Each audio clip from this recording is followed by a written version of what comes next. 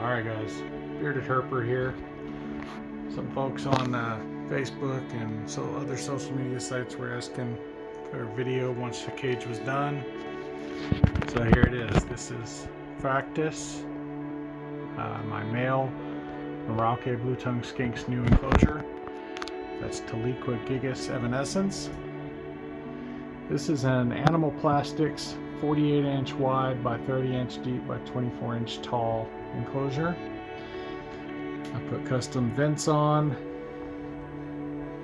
both sides for cross ventilation, one side slightly lower than the other. I installed an Arcadia, what is it called, the Sun Glow? No, not Sun Glow. Hang on. It's an Arcadia Golden Sun 75 watt bulb. It's on a dimmer switch so I can adjust. I don't need 75 watts there, but I went with that bulb so that I have a wider surface area for basking. That's dimmed down to somewhere between 45 and 50%, which gives me a basking area that ranges from about 102 to 110, 111. I installed the Arcadia Shade Dweller Max Pro 22-inch or 24-inch bulb, whatever that is, and the Vivo Sun T5 LED plant lights. Those are also dimmable. A Vivo Sun 4-inch fan that's mounted on a magnetic phone mount. Those fans have a magnetic back, and the phone has a magnetic face, or the phone mount has a magnetic face. So you just stick it to it. When I put the mount on the sidewall, I used a little piece of neoprene to help absorb some of the vibration so it doesn't shake this whole wall when it's on. That fan has 3 settings for speed. Right now it's on the middle setting. It's set to come on for about 15 minutes at a time, several times a day, and then it doesn't come on at night at all. That allows a humidity spike at night. We have the Universal Rocks water dish, a 6-inch acrylic litter dam that I put in, and a custom made hide that is made out of dry lock and foam with a slate top. That top lifts right off so that I can get inside if I need to. Easy access without having to take the whole hide out. And it also allows for some heat transfer to inside the hide. For plants, we have the dwarf parlor palms, which is these ones right here. We have lemon button ferns. I chose this species because not only are they native to Indonesia, but the lemon button ferns are a smaller or shorter variety, so they only get about 10 to 12 inches tall on average. We have Ficus benjamina, the weeping ficus. These are the variegated forms. That just means they have the different coloration on the leaves. We have some Aglaonema. I don't know how those are going to work out. Those are from Southeast Asia. I don't know how those are going to work out here because they weren't doing too well. We have some sweet potato vines there that are growing. That's right there.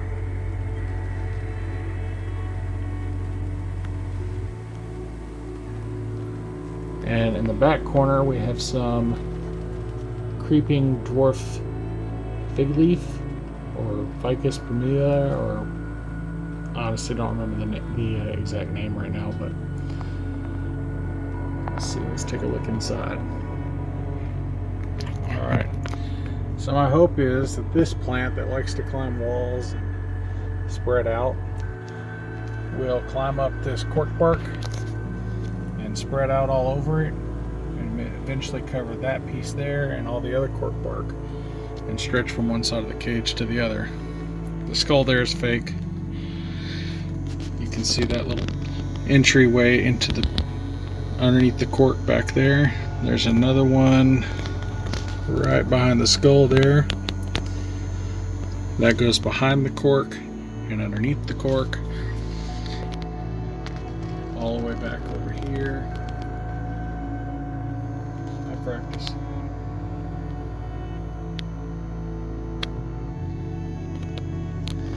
We have some chunks of granite and lava rock and slate. And then of course this has a rough gritty texture, and the hide has a rough gritty texture. All these things will help keep nails filed down so that they don't get too long. The substrate is a mixture of the Biodudes Terra Fauna and Terra Firma. Yeah, Terra Fauna and Terra Firma, as well as a bag of Happy Frog organic potting soil, sphagnum moss, and cocoa chunks or cocoa husk. Lots of different leaf litters. Well, not lots. We have different types of leaf litter. There's I believe there's some catappa leaves in here somewhere. We have magnolia leaves. We have oak leaves.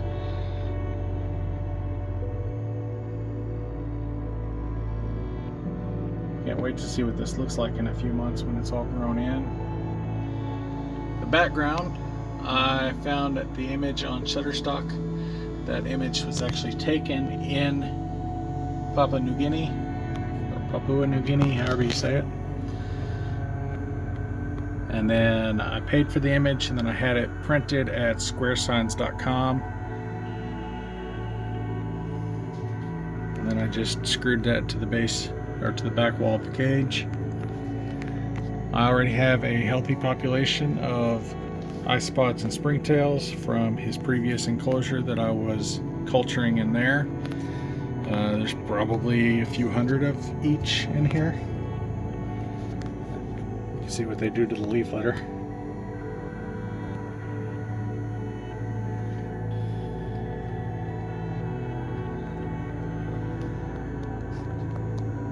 So the cork not only helps maintain humidity, but it gives him a surface that he can climb on safely. You know, they're not the most agile climbers, blue tongues, but they do climb some.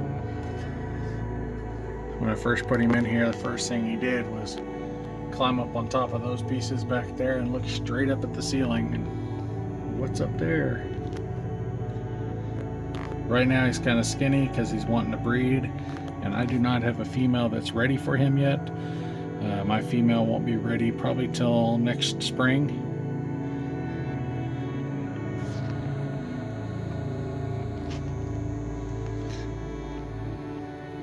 Fan comes on for about 15 minutes at a time. I don't remember if I said that or not, but the fan comes on for 15 minutes at a time, several times throughout the day.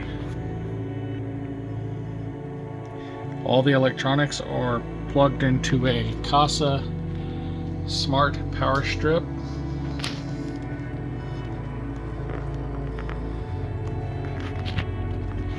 So I can control everything through the Wi-Fi, turn things on and off as needed. That way I don't have to be able to get to the power switches, although I can get to the power switches, but it's much easier when everything's on a timer. The cords, let's see if, I don't know if you'll be able to see this. So I drilled out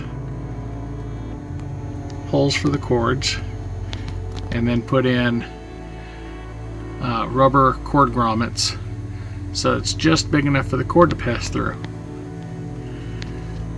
That light fixture I got on Amazon. I don't remember the name of the company, but I like it because it allows me to adjust the angle of the lamp, which meant that I can get the UV and the heat lamp right over the spot that I need, since you can't adjust the angle of the UV light.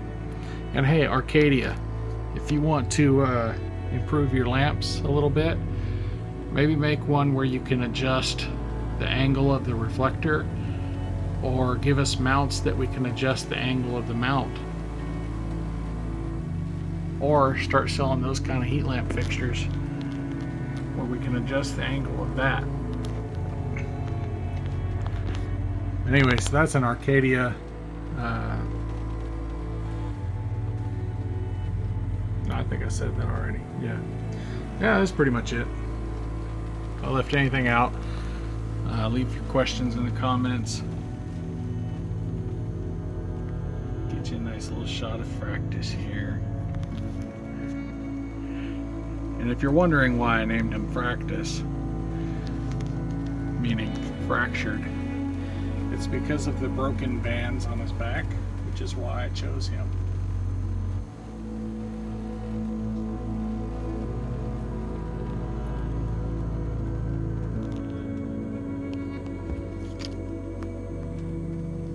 And then I just set his food dish right there on that pile of leaves when it's time to eat. Although right now he's more concerned with breeding than eating, and he isn't eating so much right now. Oh, one last thing. I did put a piece of 1/8 inch rubber edging over the edge of this acrylic just to make it a little bit safer for him and myself, so I don't scratch my arms, because this thing is right at my shoulder height when I reach in. And then, oh yeah, I do have to put, so I got to get a piece of 1/2 inch something, foam or plywood, probably foam, and I'm going to put it between the glass, or rather inside this little frame here, between the acrylic and the glass. I'm going to probably glue the piece of foam down right here, because all the way across this side, because he stick his whole head down in there in that 1/2 inch gap, and he actually pushed the acrylic out, busted the screw that holds it down on this side, busted it off the screw, and now I can't get to it because there's too much dirt in the way. But again, if you have any questions, let me know. Leave them in the comments. Just wanted to attach a little bit of a video of him eating so that you can see he does in fact eat. He just doesn't eat a lot at any given time here lately. This is a mix of eggs, nopales, green peas, and blueberries.